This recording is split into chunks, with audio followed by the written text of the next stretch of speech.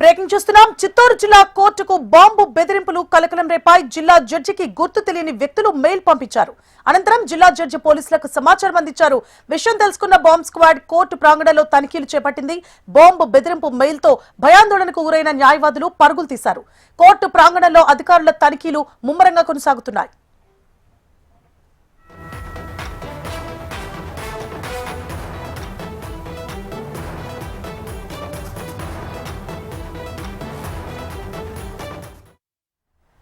చిత్తూరు జిల్లా కోర్టుకు బాంబు బెదిరింపులు కలకలం రేపాయి. జిల్లా జడ్జికి గుర్తు తెలియని వ్యక్తులు మెయిల్ పంపించారు. అనంతరం జిల్లా జడ్జి పోలీసులకు సమాచారం అందించారు.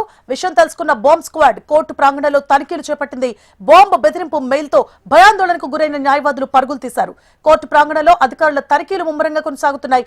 మరిన్ని డీటెయిల్స్ ని మా ప్రతినిధి చరణ్ అందిస్తారు. చరణ్, చిత్తూరు జిల్లా కోర్టులో బాంబు కలకలం ఒకసారిగా అక్కడ ఉన్నటువంటి అందరినీ భయభ్రాంతకు గురి చేసింది. వాళ్ళ మధ్యాహ్నం కోర్టును పేల్చేస్తామంటూ గుర్తు తెలియని వ్యక్తుల నుంచి వచ్చినటువంటి మెయిల్ యంత్రాంగాన్ని అంతా ఒక్కసారిగా ఉలిక్కి పడేలా చేసిందని చెప్పాలి. అయితే నిన్న సాయంత్రం కోర్టు పరిపాలనా అధికారికి వచ్చినటువంటి ఒక బెదిరింపు మెయిల్ ఇవాళ మధ్యాహ్నం 1:50 ప్రాంతంలో మానవ బాంబు ద్వారా కోర్టును పేల్చేస్తామని చెప్పి నిందితులు అయితే ఆ మెయిల్ ద్వారా పేర్కొన్నట్లయితే తెలిసింది. దీంతో చిత్తూరు జిల్లా ఎస్పీ ఒకసారిగా అప్రమత్తమయ్యారు. అక్కడ ఉన్నటువంటి డిఎస్పీ స్థాయి అధికారులని డిఎస్పీ స్థాయి సాయినాథ్ ఆధ్వర్యంలో కోర్టు ప్రాంగణంలో అంతా క్షుణ్ణంగా తనిఖీలు చేసిన పరిస్థితి తెలిసింది. బాంబ్ స్క్వాడ్, డాగ్ స్క్వాడ్ అధికారులంతా కూడా కోర్టు ప్రాంగణంలో ప్రతి వస్తువుతో సహా అన్ని ప్రాంతాలను క్షుణ్ణంగా తనిఖీ చేశారు. అయితే ఒక్కసారిగా బాంబు కలకలం మెయిల్ రావడంతో చిత్తూరు జిల్లాతో పాటు తిరుపతి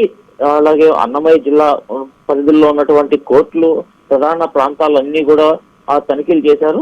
ఈ నేపథ్యంలోనే ప్రతి వస్తువులు కావచ్చు, అక్కడ ఉన్నటువంటి పార్కింగ్ ప్లేసుల్లో ఉన్నటువంటి వాహనాలని కూడా తనిఖీ చేసిన పరిస్థితి నెలకొంది. అయితే చిత్తూరు జిల్లా కోర్టుకు ప్రధానంగా ఒక్కసారిగా బాంబు బెదిరింపు కాల్ రావడంతో అక్కడ ఉన్నటువంటి జడ్జిలు అలాగే న్యాయవాదులు అందరూ కూడా పరుగులు తీశారు.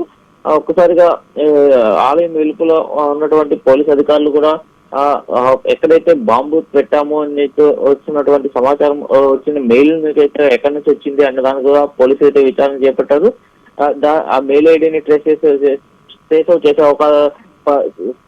విధంగా అయితే పోలీసులు చర్యలు తీసుకున్న పరిస్థితి ఎదుర్కొంది. అదేవిధంగా తిరుపతిలో ఉన్నటువంటి ప్రధాన కోర్టులో కూడా పోలీసులు అయితే తనిఖీ చేయించిన పరిస్థితి ఎదుర్కొంది. ఎందుకంటే ఇక్కడ ఇది ఒక పిల్గ్రిమ్స్ ఏరియా, అధిక మంది భక్తులు కూడా ప్రజలు కూడా అధిక సంఖ్యలో తిరుపతికి వస్తుంటారు. కాబట్టి ఈ ప్రాంతంలో కూడా ఉన్నటువంటి ప్రధానమైనటువంటి ప్రాంతాలు బస్టాండ్, రైల్వే స్టేషన్, అదేవిధంగా విశ్వనివాసం ప్రాంతాల్లో కూడా పోలీసులు అయితే తనిఖీలు చేసిన పరిస్థితి నెలకొంది.